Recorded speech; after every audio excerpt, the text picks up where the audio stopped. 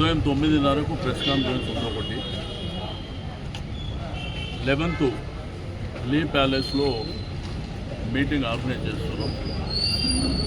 ఎందుకంటే చరిత్ర ఉన్నటువంటి సికింద్రాబాద్ని దాని రూపురేఖలు లేకుండా సికింద్రాబాద్కు ఒక చరిత్ర ఉంది. రాజశేఖర రెడ్డి గారు 202 సంవత్సరాల ఏదైతే పైలాన్ ఇక్కడనే బుద్ధ పౌర్ణిమ ప్రాజెక్టు దగ్గర కర్బల మైదాన్ దగ్గర వాళ్ళు వేసారు.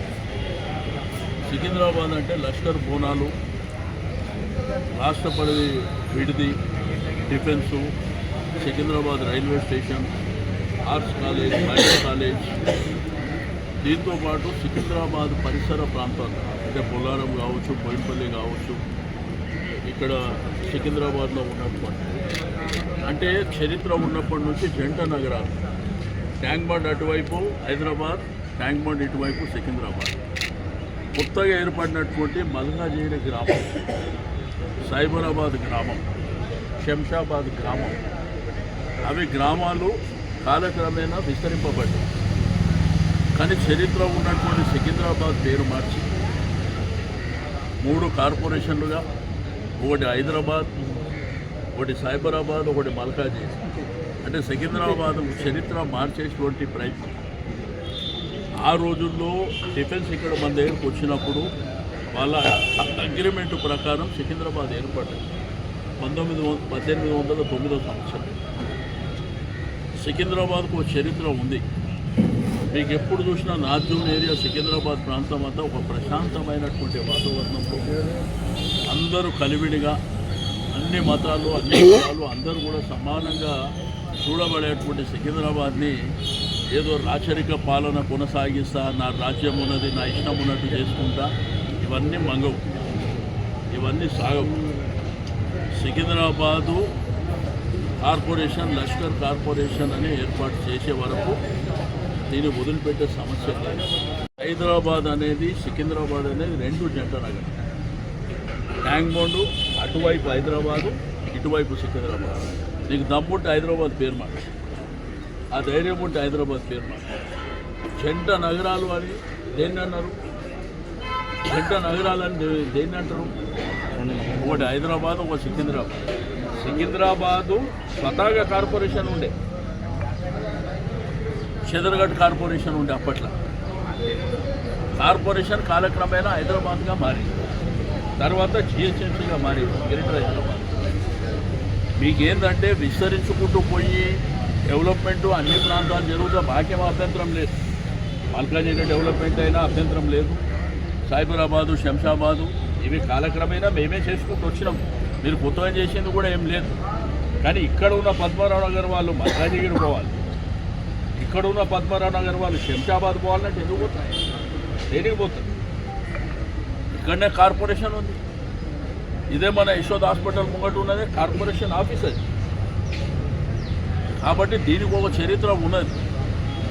రెండోది, మేము ట్యాక్సులు కడతలేమా? మా ప్రాంత ప్రజలు ట్యాక్సులు కడతలేరా? కాబట్టి ఎట్టి పరిస్థితుల్లో దీన్ని వదిలిపెట్టే సమస్య లేదు.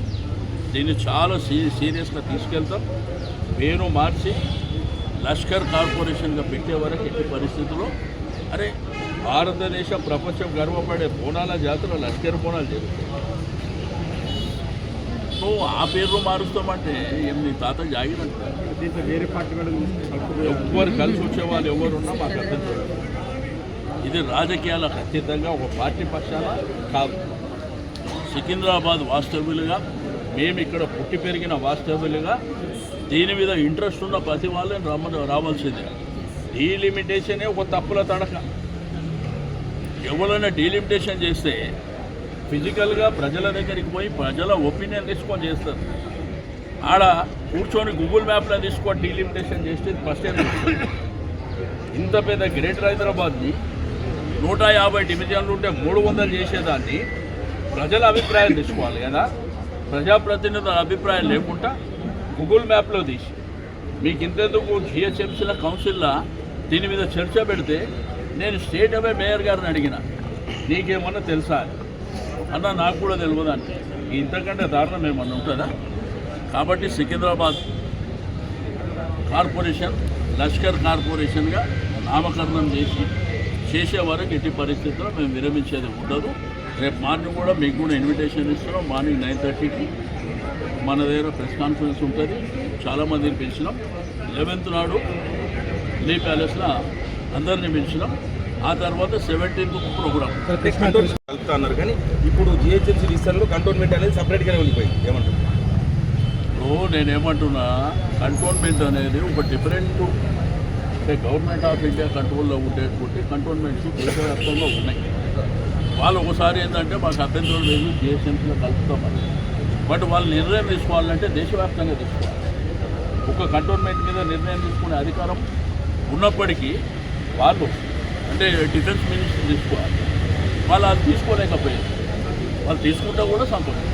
కృష్ణా జిల్లాల విషయంలో చంద్రబాబు నాయుడు నిన్న క్లియర్గా చెప్పారు, రేవంత్ రెడ్డి ఏదైతే నాతో చెప్పాడన్న విషయం రాంగ్, ఇలా తప్పుల కనుక రేవంత్ రెడ్డి అసమర్థతకి నిదర్శనం. అదే ఆ రోజు హరీష్ రావు గారు ప్రజెంటేషన్ చేసినప్పుడే అంతో ముందు రోజు రేవంత్ రెడ్డి గారు చెప్పినప్పుడు తెల్లారి ఆంధ్రప్రదేశ్ ఇరిగేషన్ మినిస్టర్ గారు వారి యొక్క డిపార్ట్మెంట్ చెప్పింది. ఆయన చెప్పేదంతా అబద్ధాలు, ఆడ మోసపూరితమైన మాటలు. అసెంబ్లీ ఎందుకు పెట్టారు? దానికి ఒక శాంటిటీ ఉన్నదా, ఒక పద్ధతి ఉన్నదా? ఆ స్పీకర్ గారేమో ఎవరికి అవకాశం ఇయ్యారు. రైట్ మనిషి స్పీకర్ అనేది ఆ పదవి అనేది అందరికీ సంబంధించి. ఆయన ముఖం ఇట్లా కూర్చుంటే రైట్ సైడ్ తప్ప లెఫ్ట్ సైడ్ ముఖమే పెట్టాడు ఆయన. అక్కడ ఏంటంటే అక్కడ ప్రతి మెంబర్కి హక్కు ఉంటుంది, మాట్లాడేటువంటి రైట్ ఉంటుంది. కాబట్టి కృష్ణా జలాల విషయంలో హరీష్ రావు గారు చాలా క్లియర్గా చెప్పారు. ఇతనికి ఈ ప్రభుత్వానికి ముఖ్యమంత్రి ఆ ఇరిగేషన్ మినిస్టర్కి అవగాహన లేదు, వాళ్ళు ఏం మాట్లాడుతున్నారో తెలియదు. నేను చంద్రబాబు నాయుడిని ఒప్పిస్తా అంటే చంద్రబాబు నాయుడు నిన్నేం చెప్పిండు, వాళ్ళ మినిస్టర్ ఏం చెప్పిండో చూసారు. అసలు మా ప్రభుత్వం ఉన్నప్పుడు ఇది జరిగిందే కాదని వాళ్ళు క్లియర్గా చెప్పారు. 2020లో జరిగిందంటే. కాబట్టి ప్రజల్ని ఏమార్చడానికి, మోసం చేయడానికి, దగా చేయడానికి, వీళ్ళు చేసిన తప్పులని కప్పిపించుకోవడానికి మీకు సిడబ్ల్యూసీలా మీరు అటెండ్ కాని మీటింగ్లలో అటెండ్ అయ్యి సంతకాలు పెట్టి దొరికిపోయిన దొంగల్లాగా ఈరోజు క్లారిఫికేషన్ ఇచ్చే పరిస్థితులు వచ్చాయి. మాదేంటంటే తెలంగాణ రాష్ట్రం, తెలంగాణలో ఉన్నటువంటి భూభాగంలో నీటి వనరుల విషయంలో కేసీఆర్ గారు సీరియస్గా పోరాటం చేశారు మొదటి నుంచి. ఆయన ఎట్టి పరిస్థితుల్లో తెలంగాణకు నష్టం జరిగితే ఒప్పుకున్న పరిస్థితి లేదని ఆయన తెలంగాణ రాష్ట్రం ఏర్పడక ముందు నుంచే కొట్లాడి, వీళ్ళు అప్పనంగా మనకు వచ్చే 90 టీఎంసీలు పాలమూరు 45 ఇస్తే చాలని చెప్పి రిటర్న్లో రాసిచ్చి ఇప్పుడు దొంగ మాటలు చెప్తున్నారు. మేము ఇయ్యలేదన్నారు, అవి బట్టబడి